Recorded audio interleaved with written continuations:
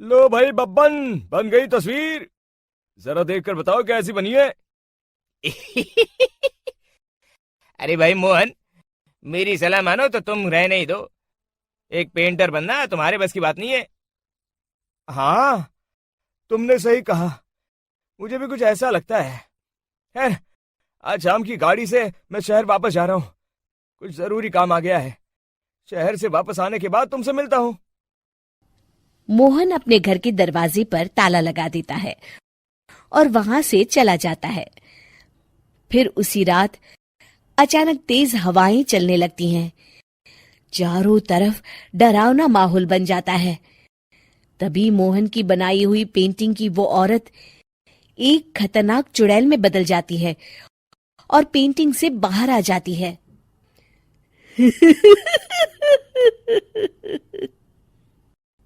चुड़ैल घर के बाहर चली जाती है। वहीं दूसरी तरफ दो चोर लाला सुखीराम के घर से चोरी करके भाग रहे होते हैं। दोनों भागते भागते गांव के चौराहे के पास पहुंच जाते हैं। तभी अचानक वो चुड़ैल उन दोनों के सामने आ जाती है।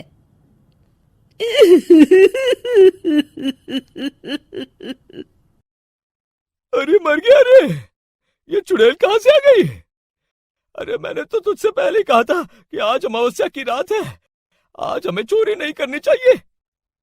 हाँ भाई बिल्ला, तुमने बिल्कुल सही कहा। जरा इसके दांत तो देखो, कितने बड़े हैं। चुड़ैल उन दोनों की तरफ बढ़ती है। अरे चुड़ैल दीदी, तुम चाहो तो ये सारे पैसे और जेवर ले लो, लेकिन हम दोनों को कुछ मत करना।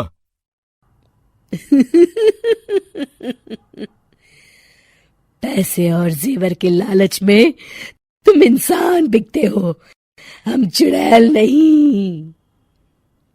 तभी चुड़ैल उन दोनों चोरों को पुतले बना देती है।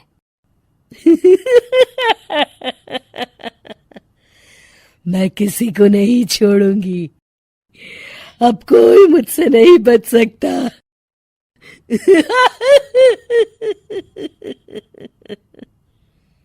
चुड़ैल अपने अगले शिकार की खोज में वहां से चली जाती है। गांव की दूसरी ओर जाने पर चुड़ैल को हरिया, बिरजू और बब्बन दिखाई देते हैं। आज संडे है। आज कपिल शर्मा शो देखने का दिन है। जोर से बोलो। आज संडे है। मैंने नहीं सुना। आज संडे है। आज कपिल शर्मा देखने का दिन है। हाँ, ये हुई ना बात। अरे ये कपिल शर्मा कौन है जो ये लोग उसे देखने के लिए इतने उतावले हुए जा रहे हैं? खैर, मुझे क्या, मैं अभी इन दोनों को मजा चखाती हूँ। चुड़ैल तेजी से उड़कर उन तीनों के सामने आकर खड़ी हो जाती है।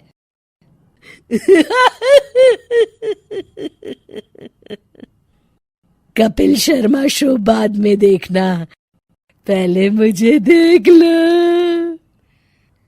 बब्बन चुड़ैल को देखते ही पहचान जाता है। अरे ये तो तस्वीर वाली औरत के जैसी दिख रही है। मुझे अभी नहीं मरना है। अरे भागो रे। तीनों वहां से भाग खड़े होते हैं। बब्बन तो किसी तरह अपनी जान बचाकर वहां से भाग जाता है, लेकिन हरिया और बिरजू को चुड़ैल पकड़ लेती है और उन्हें पुतला बना देती है। फिर चुड़ैल बब्बन को पकड़ने के लिए उसका पीछा करती है, लेकिन बब्बन उसे कहीं नहीं दिखाई देता। अरे वो मोटा तो बड़ा तेज भागता है, शायद उस तरफ गया होगा। बब्बन एक दीवार के पीछे छुपकर बैठ जाता है और चुड़ैल उसके सामने से आगे निकल जाती है। बाल बाल बच गया। अगली सुबह बब्बन सभी गांव वालों को सारी बात बता देता है। फिर उस चुड़ैल के डर से रोज शाम होते ही पूरे गांव में सन्नाटा छा जाता था और कोई भी अपने घर के बाहर नहीं निकलता था। अरे ये क्या हो गया? इतनी देर से घूम रही हूं, अभी तक एक भी आदमी नहीं मिला। अरे कहां मर गए सबके सब? चुड़ैल वहां से चली जाती है, इस तरह कुछ दिन बीत जाते हैं। फिर एक दिन मोहन गांव वापस आता है। बब्बन उसे बताता है कि उसकी बनाई तस्वीर से एक चुड़ैल बाहर आ गई है। मोहन समझ जाता है कि ये कोई आम कागज नहीं है। वो जो भी उस कागज पर बनाएगा वो असलियत का रूप ले लेगा। अरे मोहन भाई, अब तुम क्या करने वाले हो? मेरे पास एक बहुत बढ़िया तरकीब है। मैं इस कागज पर उस चुड़ैल की एक ऐसी तस्वीर बनाऊंगा जिसमें वो तपती धूप के नीचे खड़ी दिखाई देगी, और फिर जैसे ही सवेरा होगा वो चुड़ैल इस कागज से निकलकर बाहर चली जाएगी और सूरज की तेज धूप में जलकर राख हो जाएगी। मोहन बिल्कुल वैसे ही तस्वीर बना देता है और जैसे ही सवेरा होता है वो चुड़ैल कागज से निकलकर बाहर धूप में चली जाती है और सूरज की गर्मी बर्दाश्त नहीं कर पाती और जलकर राख हो जाती है।